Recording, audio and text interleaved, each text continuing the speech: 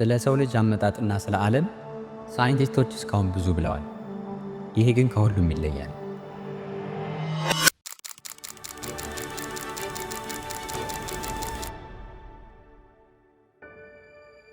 በሳይንሱ ዓለም አንዳንድ ቲዮሪዎች እጅግ መሰረታዊ ከመሆናቸው የተነሳ ከእነርሱ ጋር የሚቃረን ሰው ዕጣ ፈንታው የሚሆነው ወይ ከሳይንቲፊክ ማህበረሰቡ መለየት ነው፣ ካልሆነም ደግሞ ሐሳቦቹ እንዳይሰሙ መሆን ነው። ለዚህም ትልቁ ማሳያ የሚሆነው የዝግመተ ለውጥ እሳቤ ነው።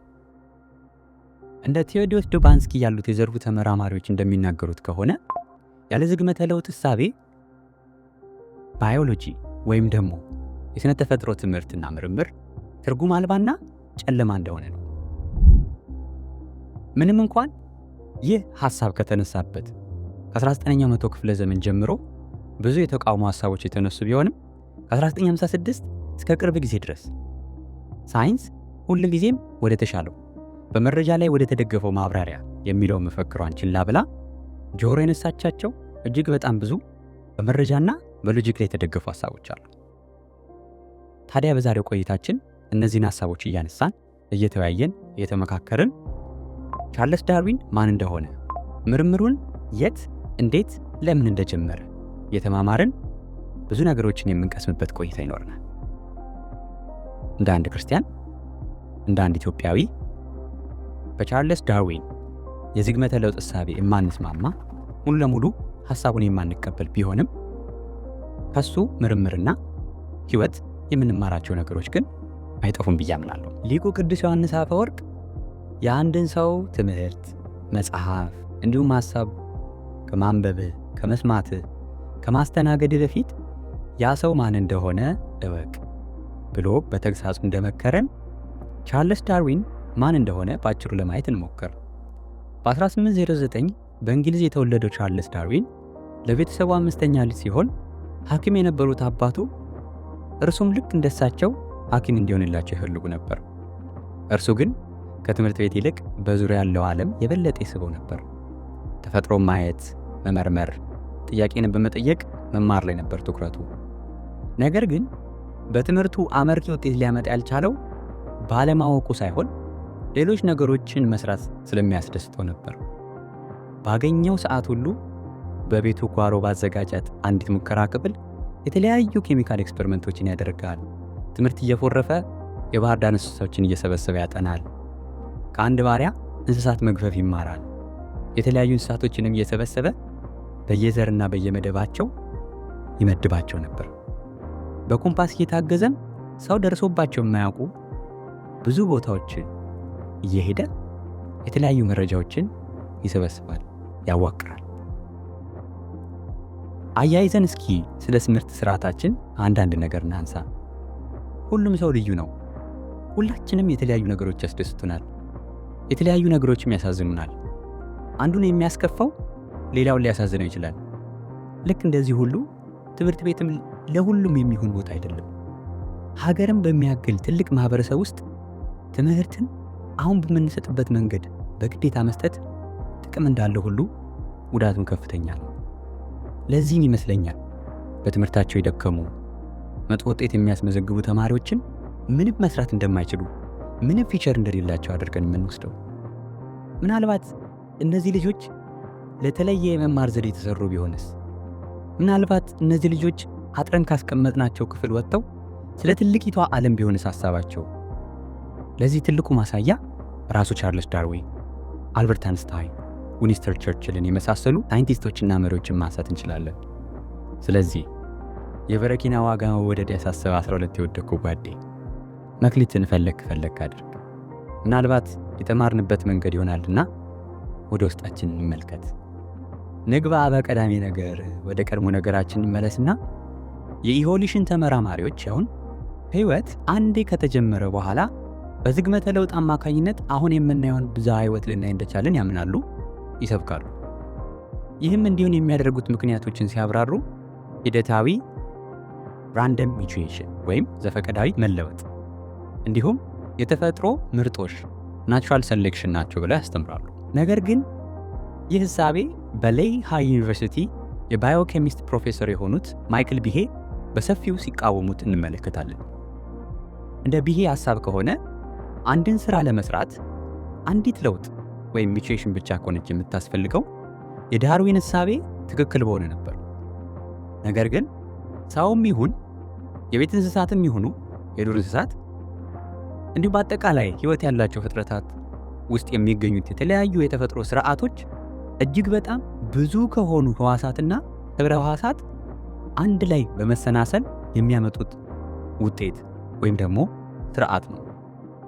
ይህንም ለመረዳት የምግብ መፈጨት፣ የደም ዝውውር እና የመሳሰሉትን ስርዓቶች ማየት በቂ ነው።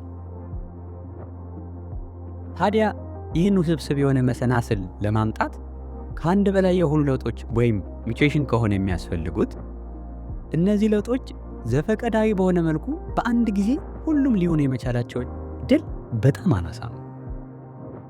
በሌላ አነጋገር ሁለት ሚውቴሽን በሁለት የተለያየ ሕዋሳት ላይ የመፈጠር እድሉ ለዜሮ የቀረበ ነው ማለት ነው። ይህን ሁኔታ ታዲያ ፕሮፌሰር ማይክል ቢሄ ኢሪዲዩሲብል ኮምፕሌክሲቲ በማለት ይጠሩታል። ምናልባትም እድሉ አናሳ ነው ሲባል ምን ያህል አናሳ ነው ብላችሁ ጠይቃችሁ ሊሆን ይችላል።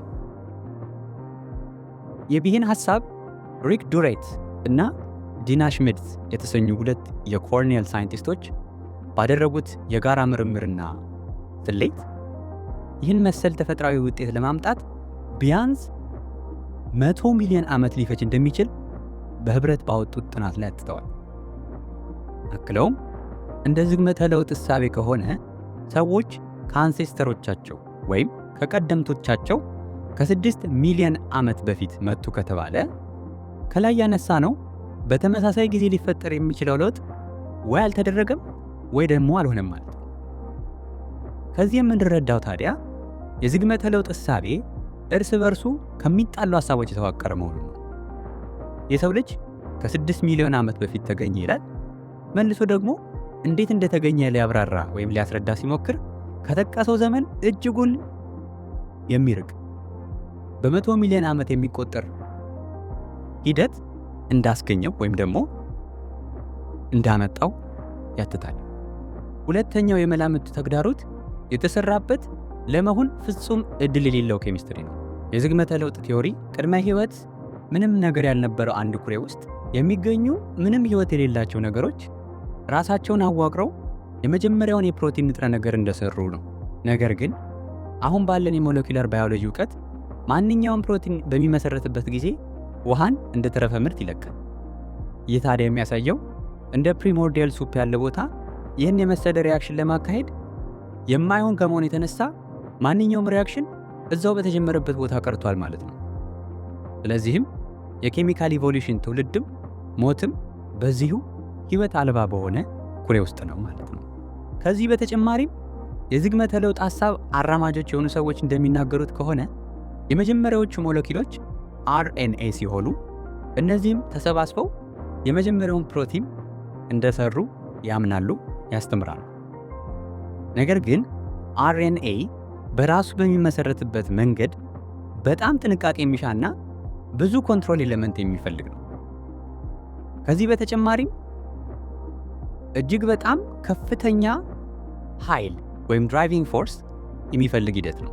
አርኤንኤ AUCG አዴኒን፣ ዩራሲል፣ ሳይቶሲን እንዲሁም ጓኒን ከተባሉ 4 ሞለኪውሎች የተሰራ ሲሆን ትንሿ አርኤንኤ በራሷ ከ200 እስከ 300 ንጥረ ነገሮች ወይም ኒውክሊዮታይዶችን የያዘች ሲሆን እነዚህ ንጥረ ነገሮች እጅግ በጣም ልዩ በሆነና ምናልባትም አንዱ እንኳን ቦታውን ስቶ ቢገኝ መስራት ያለበትን ስራ መስራት እንዳይችል ሆኖ የተሰራ ነው። ታዲያ ይህን የሚያክል እጅግ የተወሳሰበና ልዩ በሆነ ቅደም ተከተል የተዋቀረ ሞለኪውል እንዲሁ ያለምንም ኃይል በራሱ ይህን የመሰለ ቅደም ተከተል ፈጥሮ ተገኘ ማለት ከበሬ ወለደ የማይተናነስ አፈ ታሪክ ነው። ይህንን ታዲያ ሮበርት ሻፒሮ የተባለ አንድ የኒውዮርክ ዩኒቨርሲቲ ኬሚስት በፕሮባቢሊቲ አስልቶ እንደሚከተለው አስቀምጦልናል። ከዚህ በፊት ነክሰን ያወጣናቸውን ባዮሎጂካልና ኬሚካል ሐሳቦችን የተረዱና በጥልቅ የመረመሩ ሳይንቲስቶች የዝግመተ ለውጥ እሳቤን ለመተካት የተለያዩ ሐሳቦችን እያነሱ ይገኛሉ። ከነዚህም ውስጥ በግንባር ቀደምትነት የሚታወቀው የኢንተሊጀንት ዲዛይን ቲዮሪ ነው። በዚህ ሐሳብ ዙሪያ በሰፊው በመስበክና በመናገር የሚታወቁት ዶክተር ስቴፈን ሜየር ሲሆኑ The God Hypothesis እንዲሁም ዳርዊንስ ዳውት የሚሉ 2 መጽሐፍቶችን አበርክተዋል። የካምብሪጅ ዩኒቨርሲቲ ምሩቅ የሆኑት ዶክተር ስቴፈን ሜየር ዓለም አሁን ባለችበት ገጽታ አንድ ኢንተሊጀንት ቢንግ ወይም ኃይል እንዳስገኛት የምትመራበትንም ሕግ ቀርጾ እንደሰጣት ያትታሉ፣ ይናገራሉ። አክሎም በዓይናችን በግልጽ ከሚታየን የተፈጥሮ ሥርዓት ጀምሮ ተመራማሪዎች እስከደረሱበት ሕዋሳት ውስጥ እስካለው ከአእምሮ በላይ የሆነው ሥርዓት ለዚህ ኢንተሊጀንት ወይም ምጡቅ ፈጣሪ ማሳያ ነው በማለት ያስረዳሉ። ቀደም ብለን የገለጽነው ኢሪዲዩሲብል ኮምፕሌክሲቲ የሚለውን ሐሳብ በመጠቀም የዝግመተ ለውጥ እሳቤን የሚቃወሙት ፕሮፌሰር ማይክል ቢሄን ወደዚሁ መደምደሚያ ከሚያደርሷቸው ምክንያቶች አንደኛው ሕዋሳት ስራቸውን እጅግ በጣም በሚገርም ተግባቦትና ኮሚኒኬሽን መስራታቸው ነው። በዛሬው ቆይታችን ታዲያ ቻርልስ ዳርዊን ማን እንደሆነ፣ የዝግመተ ለውጥ እሳቤ ጉድለቶችስ ምን እንደሆኑ ለማየት ሞክረን ነበር። የዛሬው መልእክታችን ታዲያ ሳይንስ እውነትን የመፈለግ ዓላማዋን ችላ ከማለት ተመልሳ በእርሷ ለገንዘባቸው ለሥልጣናቸው ሲሉ ትውልድ ላይ ያላቸውን እኩይ ሐሳብ ለማስረጽ የሚሯሯጡ ሰዎችን እኩይ ሐሳብ በደንብ በማጤን አሁን ካለው መረጃዊ እውነታ ጋር በማነጻጸር ጆሮ ልንሰጣቸው ልናዳምጣቸው የሚገቡ ብዙ ሐሳቦች፣ ብዙ እውነቶች እንዳሉ መገንዘብ ነው። የሰውን ዘርም እውነት በተባለች ደሴት ላይ ለማሳረፍ ጉዞዋን ጀምራ የነበረችው የሳይንስ መርከብም አሁን ላይ አቅጣጫዋን ስታ ካለችበት የማይታወቅ ደሴት ተመልሳ እንድናያት እየተመኘው የዛሬው ቆይታችንን እዚህ ላይ የምንፈጽም ይሆናል። ጊዜያችሁን ሰጥታችሁ ስላዳመጣችሁን እያመሰገም እምታ ቲዩብን ላይክ፣ ሼር እንዲሁም ሰብስክራይብ እንድታደርጉ ጋብዛለሁ። በቀጣይ ቪዲዮ እስከምንገናኝ ድረስ ቸር ሰንብቱ። እምታ ቲዩብ ነው። እናመሰግናለን።